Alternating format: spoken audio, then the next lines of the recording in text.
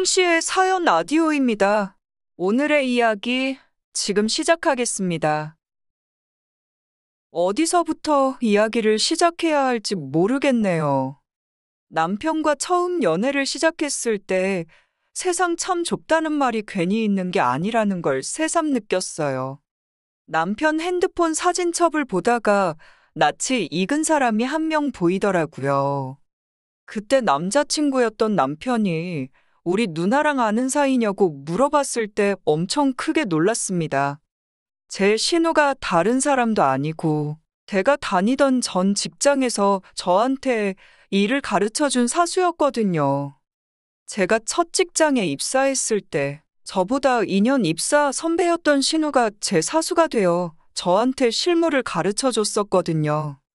한 회사에서 1년 정도 고생하다가 저는 어떻게 기회가 닿아서 동종업계 중에서도 규모가 가장 큰 회사에 다니던 회사보다 훨씬 좋은 조건으로 스카우트 제의를 받게 되어서 이직을 했었습니다.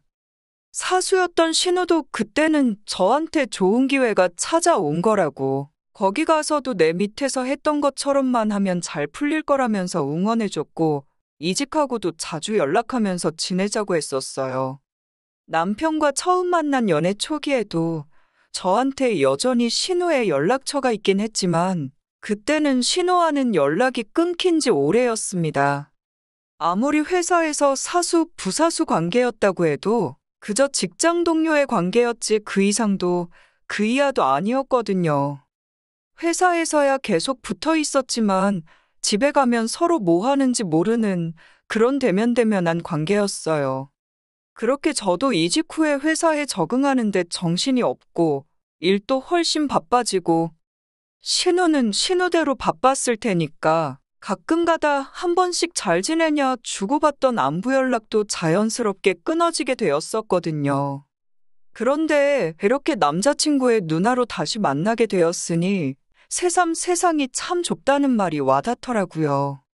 남편도 어떻게 이럴 수가 있냐며 그 당시에 정말 신기해했어요. 그 사실을 알게 된 그 주 주말에 곧바로 신우랑에서 셋이 만나는 자리를 만들게 되었습니다. 벌써 몇 년이나 지나서 다시 만나게 된 인연이다 보니 오랜만에 만나서 반갑다기보다는 어색한 기분이 더 컸어요. 그러다 보니 신우와 재회한 첫 만남 이후로 그렇게 셋이서 자주 만날 일은 없었습니다. 남편은 남편 나름대로 제가 신우랑 이미 서로 알던 사이라는 부분이 참 좋았나 봐요. 같이 회사를 다닐 시절에도 1년이라는 시간을 같이 보내면서 둘 사이에 다툼 같은 큰 문제도 없었으니 말이죠. 남편은 저한테 청혼을 해왔습니다. 저의 조건이나 그런 거 하나도 보지 않고 남편이 저에게서 가장 좋게 봤던 건 자기 가족, 특히 신우와도 좋은 관계로 지낼 수 있는 사람이라는 부분이었대요. 가족 아끼고 챙기는 건 당연한 일이기에 그때는 그 말에 그렇게 크게 의미 부여를 하지 않았습니다.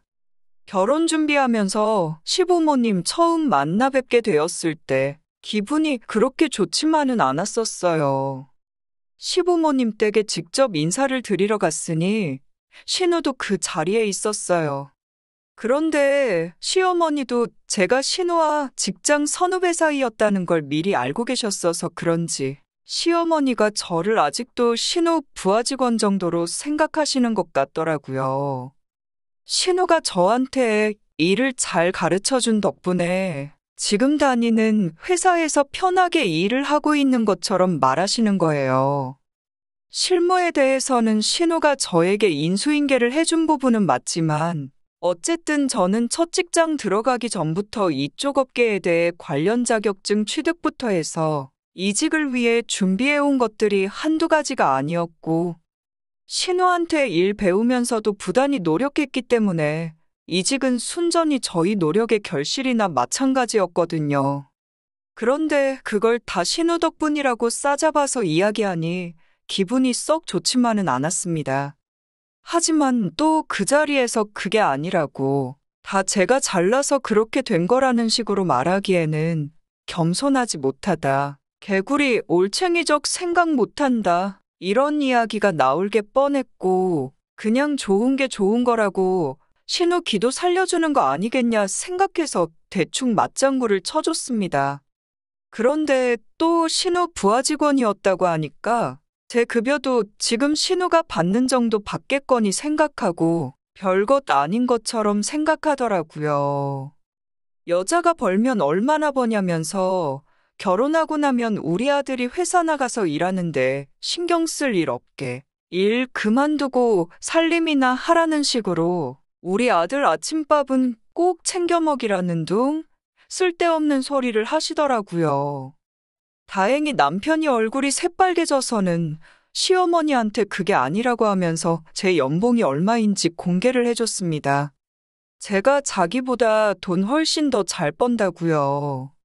남편 말이 반은 맞고 반은 틀린 게 저는 아무래도 남편보다 직장 생활한 경력이 훨씬 더 기니까 당장은 제가 월급이 더 많은 건 사실이에요.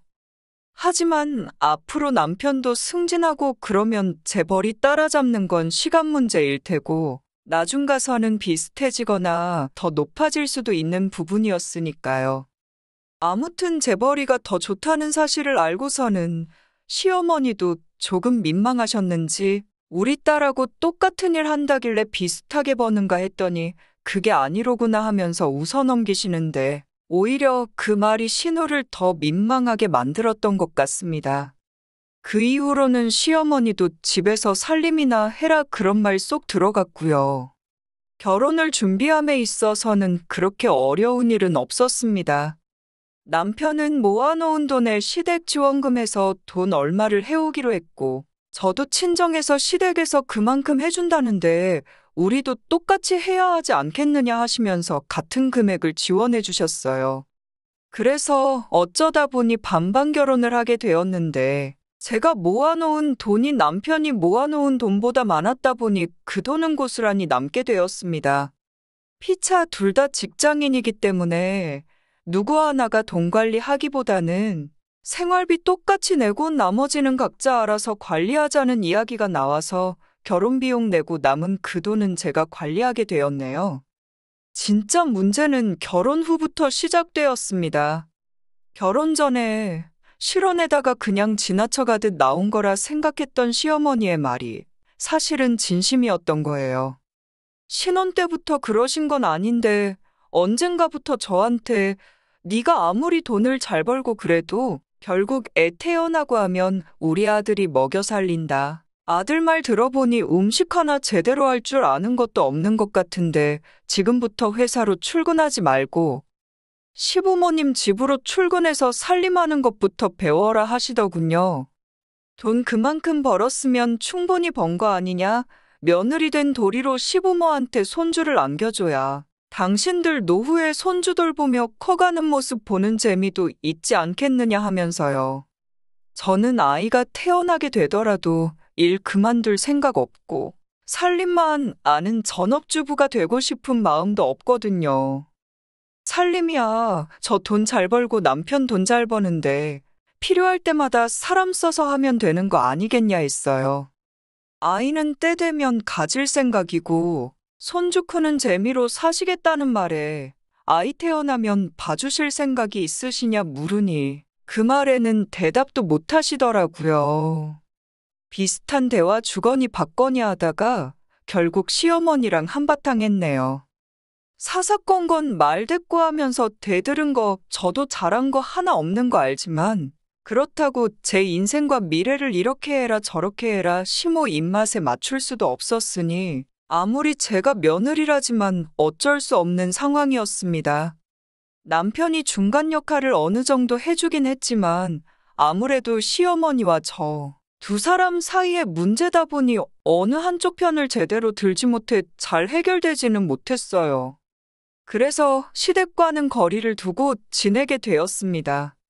돈 관리 따로 한다고 하더라도 명절 때나 어버이날 같이 당연히 챙겨야 하는 날에는 저도 아끼지 않고 용돈은 보내드렸습니다. 다만 시댁에 왕래는 하지 않았어요.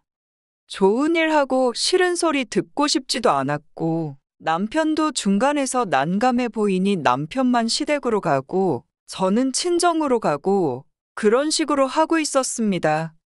솔직히 중간에서 고생하는 남편한테는 미안한 말이었지만 왕래 없이 지내는 그때가 오히려 저한테는 속이 편했습니다. 그렇게 반년 정도가 지나 얼마 전에 시어머니한테서 연락이 왔습니다. 긴히 나눌 이야기가 있다고 하시면서 좀 보자고 하시는데 그동안 연락은커녕 제 안부조차 묻지 않으시던 분이 난데없이 긴히 나눌 이야기라니 안 좋은 촉이 들기는 했습니다.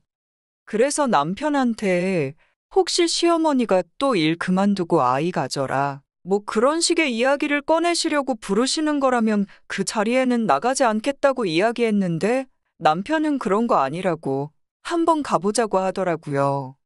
그걸 보니 남편은 뭔가 알고 있는 눈치였어요.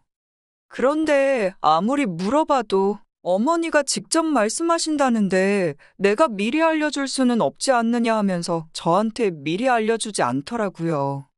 그렇게 숨기는 걸 보니 시어머니가 혹시 저한테 마음을 다시 여시려고 하는 건가 하는 기대도 살짝 들었습니다. 그런 기대를 한 제가 바보였지요. 시댁에 도착하니 아무래도 집안 공기가 무거운 게 제가 기대한 것과는 전혀 반대의 상황이 찾아올 것 같다는 느낌이 딱 들었습니다. 가장 먼저 들은 소식은 신우가 이번에 결혼을 하게 되었다는 이야기였어요. 설마 제가 시댁과 영 끊고 지낸다고 신우 결혼식에도 가지 않을까 해서 결혼식은 참석하라고 말씀하실 줄 알았는데 그게 아니더군요. 신우가 다 늦어서 가는 결혼이다 보니 남자 쪽에서 요구하는 게 많다는 말을 꺼내면서 아무래도 우리가 신우 신혼집을 해줘야겠다고 하시는 거예요. 그 말을 왜 굳이 저를 불러서 하시는지 안 좋은 촉이 자꾸 들더라고요. 대뜸 저한테 뒤로 꽁쳐놓은 돈이 얼마 정도 있다는 걸 알고 있다. 듣자 하니 결혼할 당시부터 가지고 있던 돈이라는데 그 돈을 말 한마디 없이 혼자 챙겼다지? 하면서 신우 집 해줄 돈이 모자라니 그 돈을 좋은 말로 할 때 내놓으라고 하는 겁니다. 반년 만에 불러서 한다는 말이 겨우 그것밖에 없었는지 애초에 신우 결혼을 제 돈으로 시키겠다고 드는지부터가 어이가 없어서 제가 왜 그걸 내놓아야 하냐고 되물었습니다. 한다는 말이 결혼 전에 제가 가지고 있던 돈이 많이 남아 있던 걸 미리 말해줬으면 남편한테 줬던 결혼지원금을 주지 않고 그 돈으로 신우 시집을 보냈으면 됐을 거 아니냐면서 저보고 욕심이 험하다고 어떻게 아무 말도 없이 그 큰 돈을 혼자 챙기려고 했냐고 하는 겁니다. 그 돈을 지원해 주셨으니까 제가 친정에서 똑같이 지원금을 받아온 거 아니겠냐고, 그 덕에 돈이 남은 건데 제가 돈을 숨기기는 뭘 숨긴 거냐고 따져 물었어요. 그랬더니 신우 이야기를 꺼내면서 신우가 불쌍하지도 않냐고 하면서 그렇게 신우 거를 다 뺏어가면 좋냐고 갑자기 화를 내시는 겁니다. 방금 설명드렸지 않냐고 제가 신우 걸 뭘 가져가서 뺏어갔다는 말을 하시냐고 했더니 제가 몰랐던 사실을 하나 말해주더군요.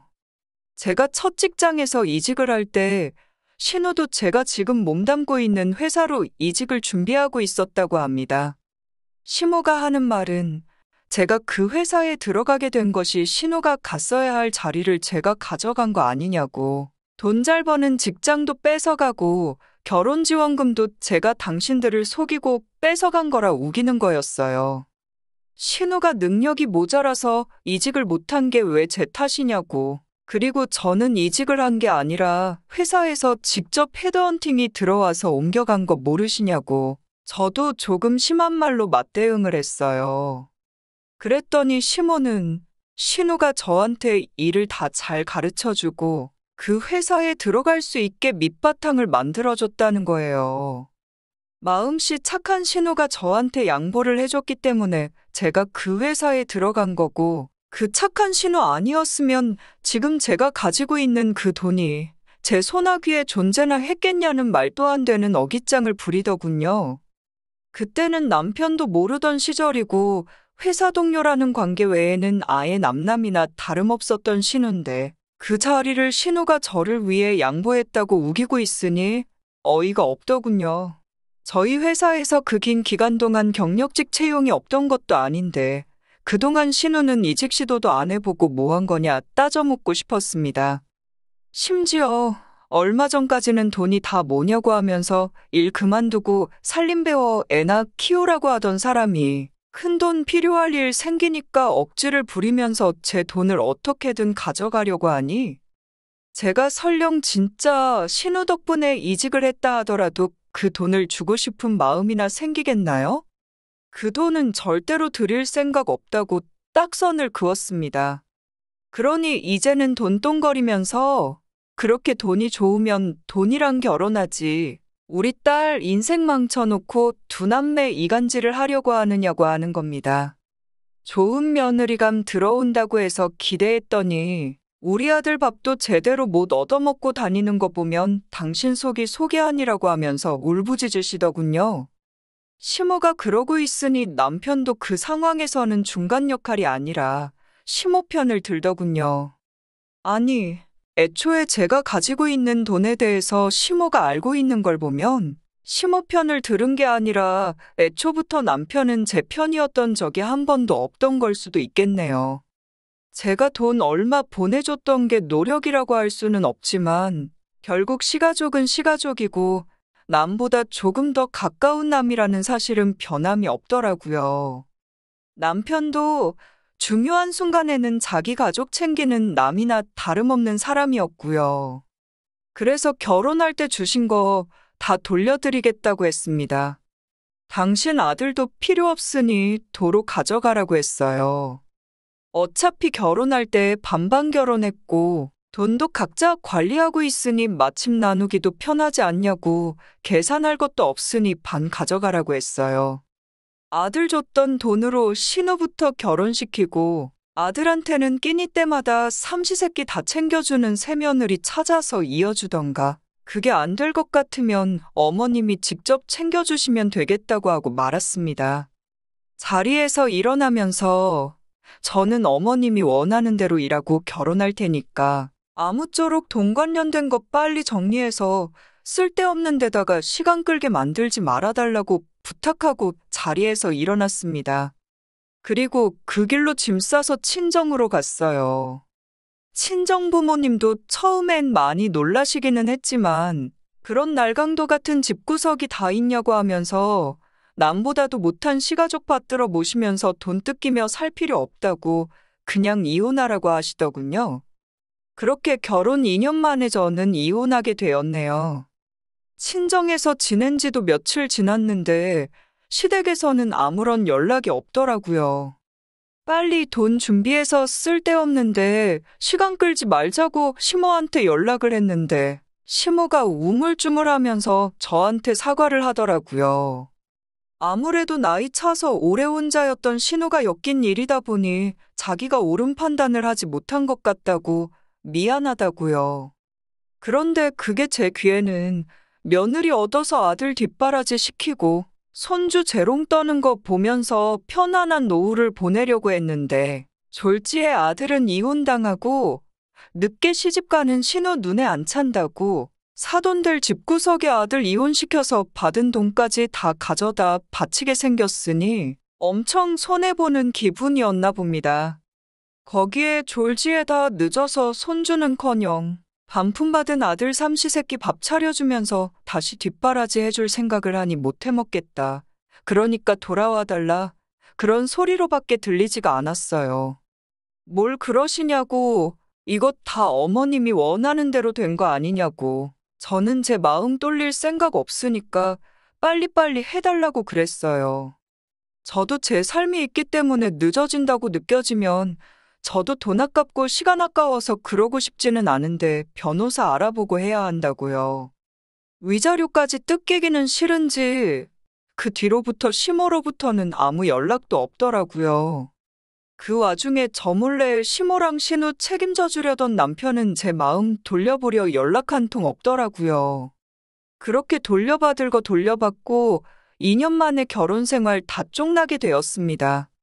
제가 먼저 사과할 일도 아니었고 자기 좋을 대로만 생각하고 억지 부리는 집구석에 버티고 있어봤자 이것보다 더한 꼴만 볼 것 같아서 차라리 하루빨리 손 털고 이혼한 게 잘한 일이라고 생각합니다.